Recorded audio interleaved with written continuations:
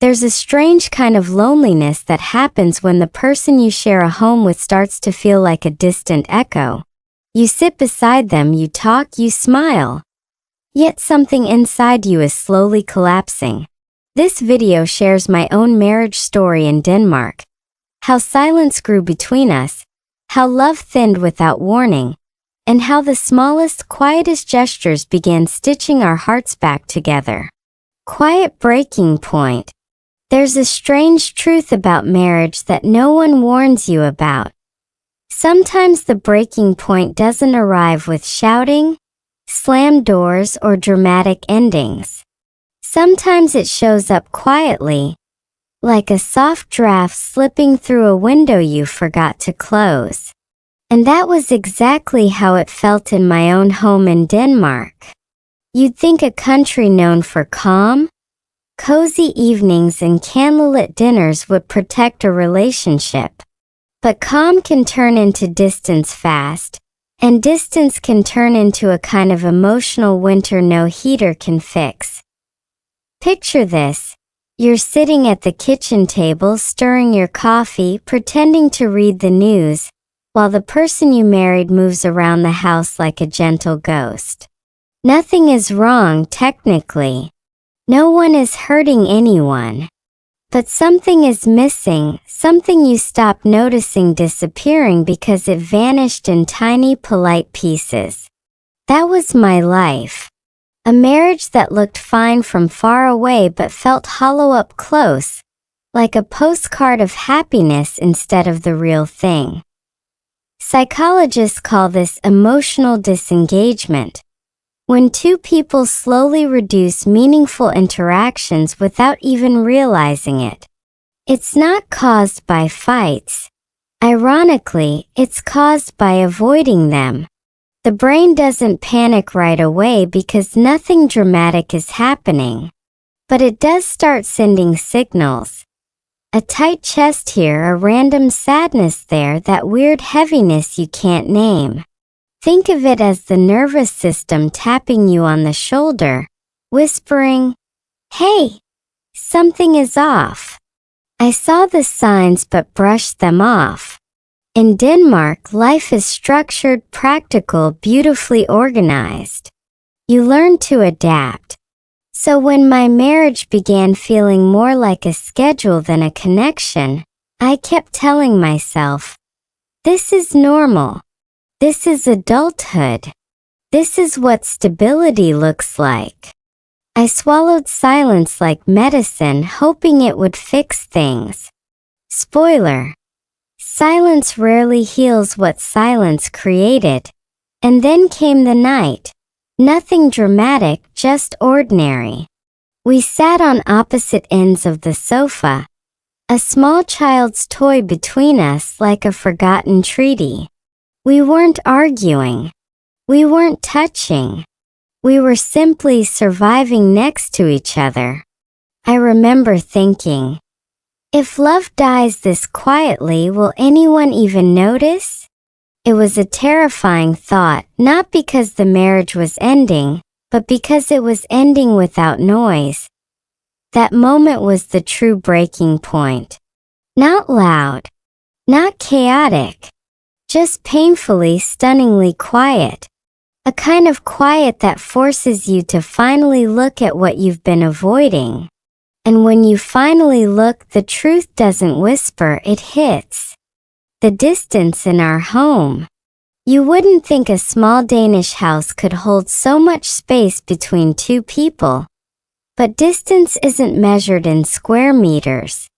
It's measured in how little you reach for each other.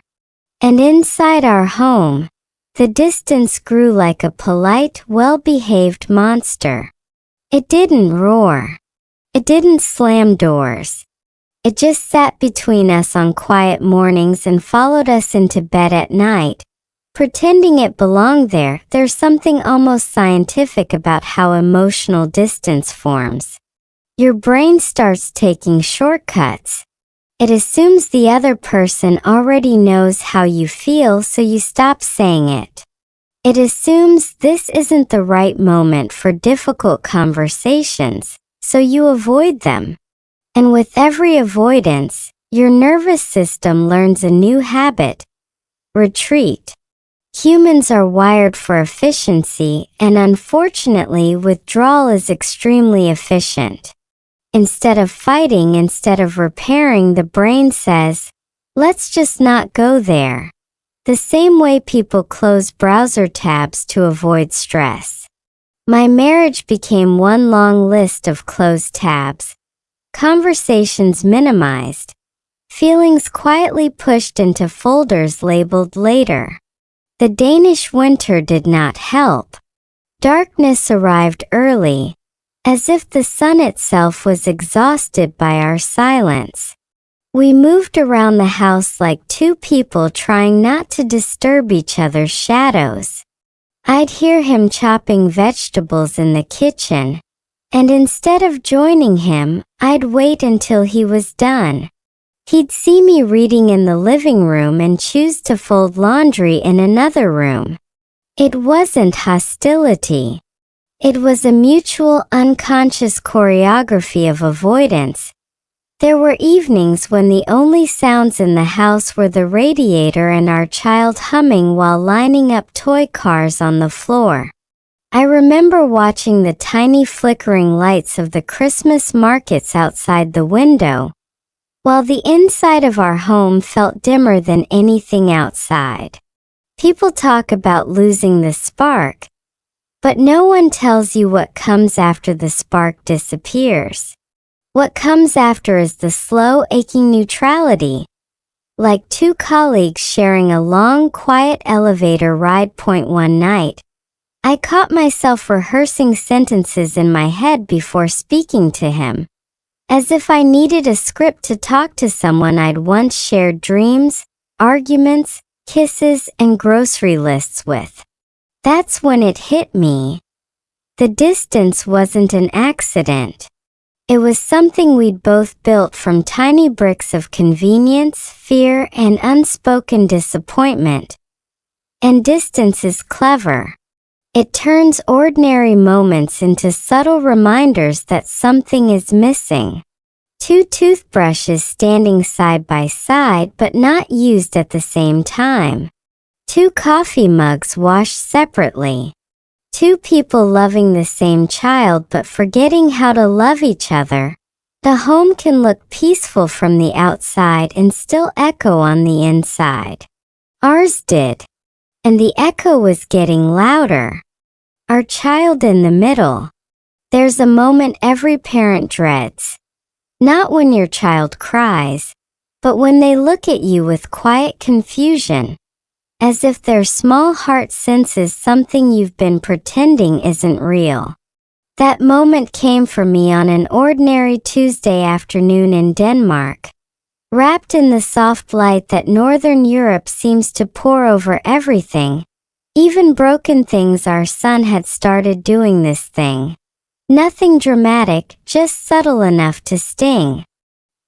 He'd place one hand on my knee and the other on his father's, as if physically bridging a gap he couldn't name.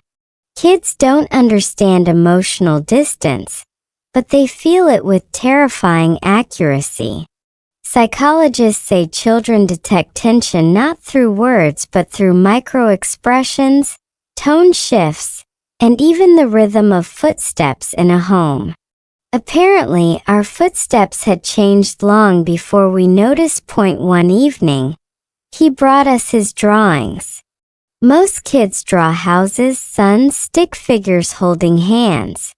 But our son drew 3 figures, one on the left, one on the right, and himself standing in the middle like a tiny referee. No hands touching. Just space. Innocent, honest space. I stared at that drawing longer than I meant to because sometimes paper tells the truth long before adults do. Living in Denmark adds another layer to this story. Everything is calm, efficient, structured. Even the playgrounds are quiet, filled with children in waterproof suits and parents sipping coffee in serene silence. In that peaceful environment, the cracks in our marriage felt louder. Our son would run around laughing, but every so often, he'd turn to check if we were watching together.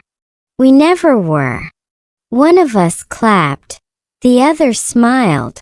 Parallel parenting, another polite monster. But the hardest moment came during bedtime. He asked in that innocent, sleepy voice children use when they're too honest to filter anything. Why don't you two sit close anymore? Not angry. Not sad. Just curious.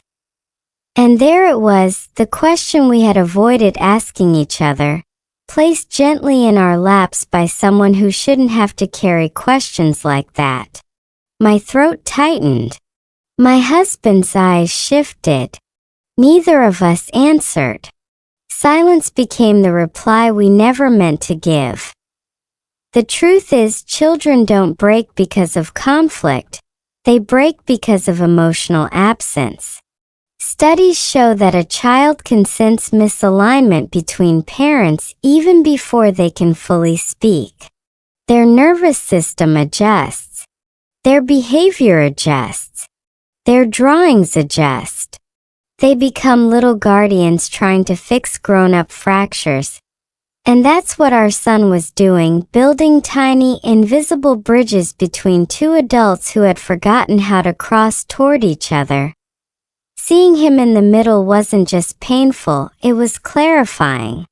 Because sometimes the person who shows you the truth isn't your partner, your therapist, or your best friend.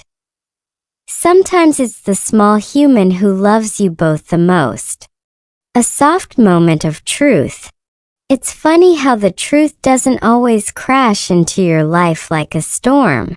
Sometimes it arrives gently, almost shyly, in a moment so small you could easily miss it. For me, that moment came on a quiet Sunday morning in Denmark. The kind where the sky looks washed in pale blue and everything moves a little slower than usual. Our son was building a small wooden train track on the living room floor. My husband sat on one side scrolling through his phone, and I sat on the other pretending to read. The air wasn't tense. It was something worse, neutral. A kind of emotional flatline that feels harmless until you realize it's been happening for months. Then our son looked up and said, "Mommy, the bridge keeps falling. Can you fix it?" He held up two pieces of track that refused to connect. I reached out to help him. But before I could, he walked toward his father instead and asked the same question. "Daddy, can you fix it?" And that's when it happened. My husband and I both leaned forward at the same time, our hands brushing briefly over the same broken bridge. It was such a small touch. Soft. Accidental. A half-second of contact between two people who had forgotten what warmth felt like. But something inside me jolted. Like an old wire sparking back to life. It wasn't romantic. It wasn't cinematic. It was honest. Almost painfully honest. Because in that moment I realized something simple. We weren't broken because we stopped loving each other. We were broken because we stopped choosing each other. Love fades quietly when it's not fed. Connection dissolves when no one fights for it. And we had both surrendered without noticing. Psychologists call this the micro-reconnection moment. The nervous system lights up when an unexpected touch or gesture reminds you of something you forgot you needed. It's the emotional equivalent of suddenly smelling your childhood home. Memory, longing, and truth all tangled in one. That tiny physical contact made me remember old versions of us. Laughing in grocery stores, whispering in bed, checking the mail together like it was some shared adventure. I remembered the softness we used to have for each other. The kind that doesn't vanish overnight but erodes grain by grain. I looked up and saw him look away quickly, embarrassed by the moment we accidentally shared. And yet I knew he felt it too. His shoulders softened. His eyes changed. The silence between us shifted by 1 millimeter.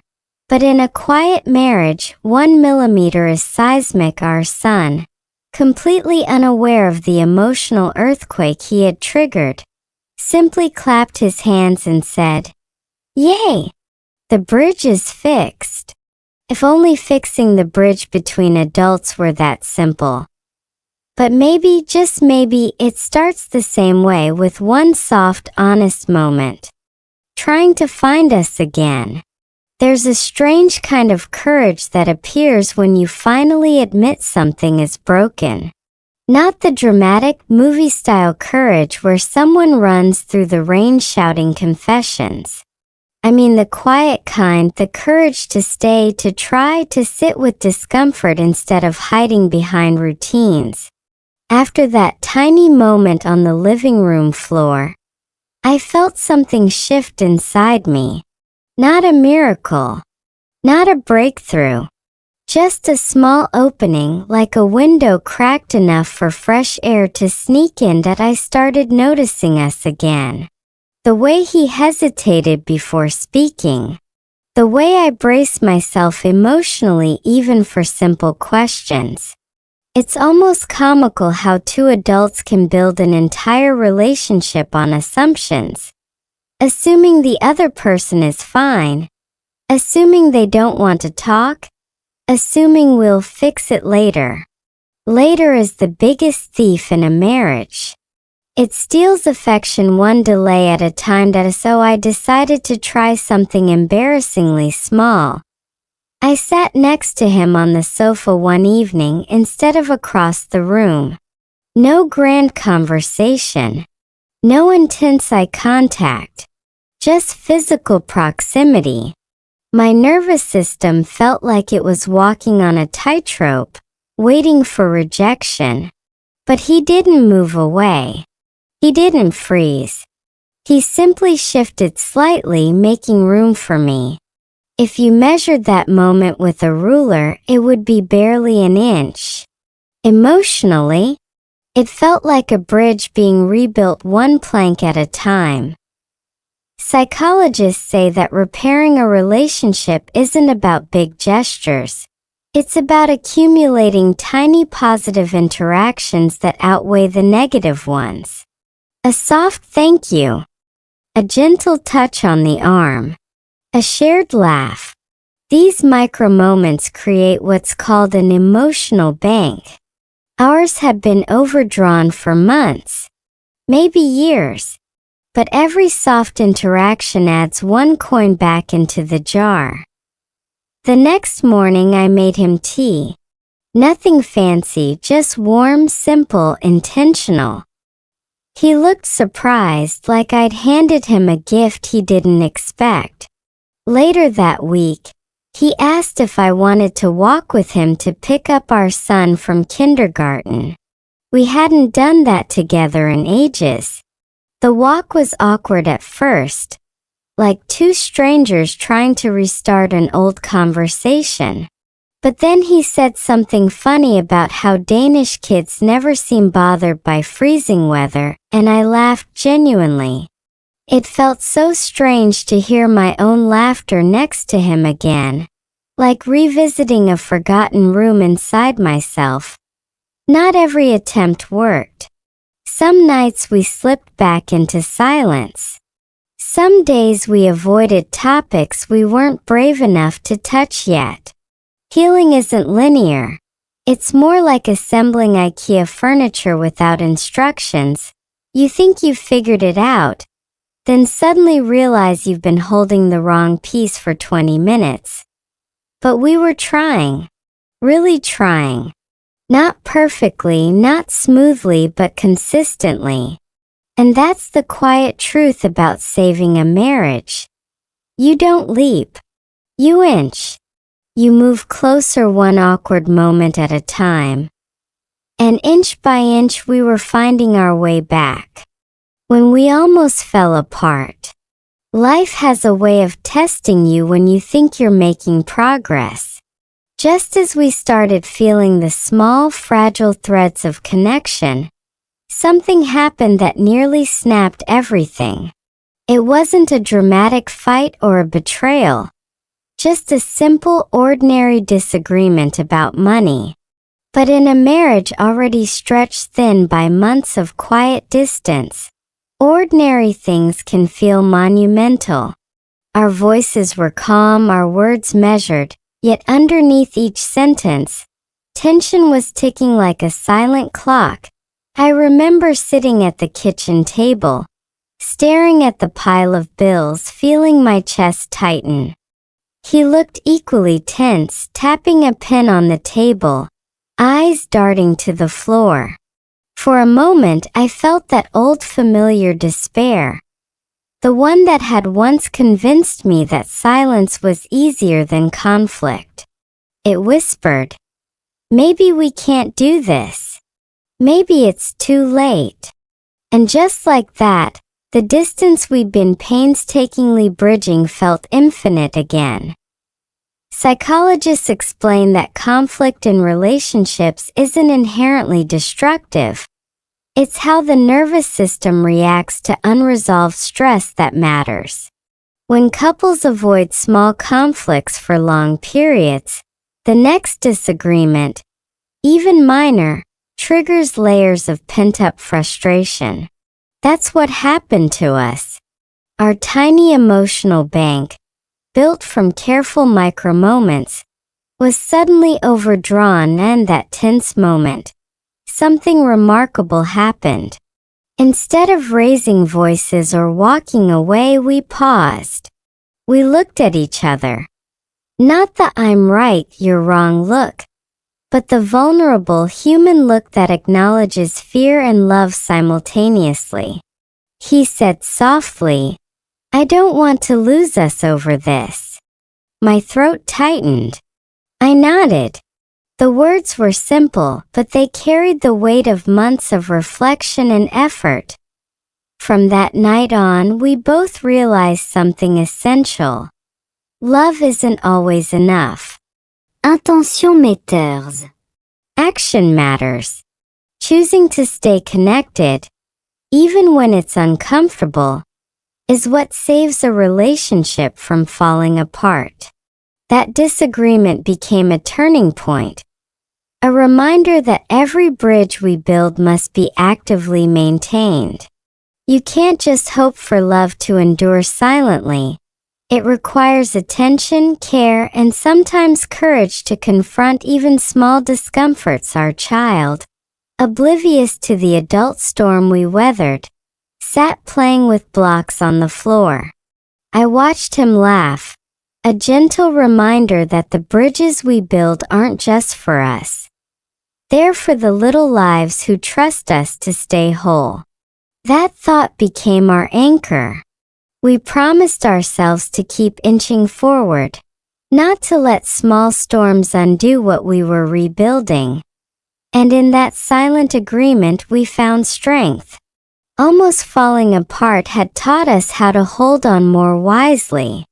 Love that repairs quietly. There's a misconception that love needs grand gestures to survive. A surprise vacation, a fancy gift, a dramatic confession. But real love, the kind that heals deep cracks in a marriage, often works quietly. In the months after our near fall apart moment, I began noticing how the smallest things, making coffee for each other in the morning, leaving a note on the fridge, or sharing a quiet smile over a toy car our son had built, started repairing what we thought was lost. Psychologists call this incremental reinforcement in relationships. Repeated, small acts of care and attention slowly recalibrate the brain's emotional responses. Your nervous system begins to associate safety and warmth with the other person again. In practice, it looks mundane. I would watch him from the kitchen as he helped our son zip his coat, and a warmth would spread in my chest. He noticed me noticing, and his shoulders relaxed slightly. Nothing dramatic. Everything monumental.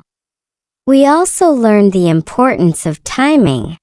Denmark, with its long winter nights and brief sunlight, gave us the perfect backdrop for reflection. Evenings were quiet. Outdoor walks became our ritual. Not long discussions, just shared presence. Our son played and we walked. We spoke sparingly, but our eyes communicated what words couldn't. This consistency, tiny gestures repeated over days and weeks, was what began mending our hearts. There were still setbacks. Days when one of us would withdraw, words left unsaid. But the difference now was awareness. Awareness allowed us to catch ourselves before silence turned back into a wall. We began celebrating micro-victories. A shared laugh, a touch, a gentle reminder that someone cares. Each one stacked like tiny bricks, slowly reconstructing our emotional bridge. One particularly snowy afternoon, I caught him reading a bedtime story to our son, his voice softer than usual, and something inside me swelled. The scene was ordinary. Two humans, a child, a story, but it felt extraordinary. It was a testament to quiet love, persistent and patient, healing what no dramatic gesture could fix. Love that repairs quietly doesn't make headlines. No one posts it on social media. But it is the backbone of lasting relationships. It is in these small, consistent, almost invisible acts that we found our rhythm again. The kind of love that teaches patience, humility, and presence. The kind that doesn't demand applause but simply keeps you tethered, inch by inch, heart by heart. And slowly, without realizing it at first, our home felt warmer. Not because the silence vanished, but because we learned to sit together in it. Because small gestures had become bridges strong enough to carry us forward. A bridge we built together. Looking back, I realized that love is less about fireworks and more about bridges. Bridges built slowly with intention, patience, and quiet persistence. Our marriage didn't transform overnight. It wasn't some cinematic happy ending. It was the countless small moments, touches, smiles, shared glances, gentle words that gradually reconnected us. And the most remarkable part? We built it together without any fanfare, without magic. Just with commitment and awareness. And Denmark, life encourages reflection. The long winter nights give you time to think, to feel, to notice what matters. I began to see that every morning I made coffee for him, every time we walked to pick up our son together, every evening we shared a story before bed, was a plank in our bridge. Simple, almost invisible acts, yet they carried the weight of months of emotional distance. Science backs this up. Research in relationship psychology shows that micro moments of connection, tiny, positive interactions repeated consistently, create what's called emotional scaffolding. This scaffolding helps couples repair broken patterns and build resilience against future conflict. Every smile, every gentle touch, every shared laugh is a building block. Our bridge was being built in silence, in small gestures that seemed insignificant at the moment, but over time formed something strong and reliable. What made it even more profound was our son's role.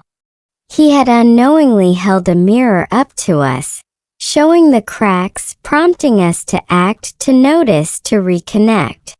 Children, psychologists say, are emotional sensors. They can feel what words can't express. In trying to fix the world for him, we repaired ourselves.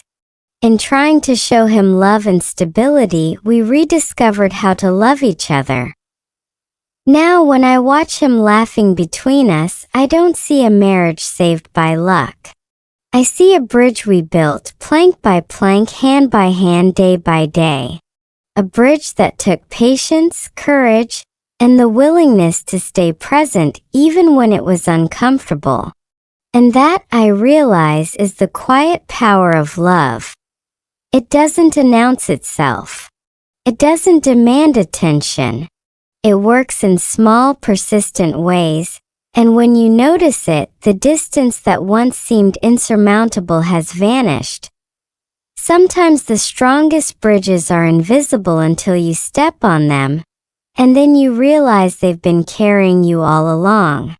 Our bridge is still under construction, still imperfect, but it holds. It holds because we chose to build it together. And that is a lesson I'll carry forever.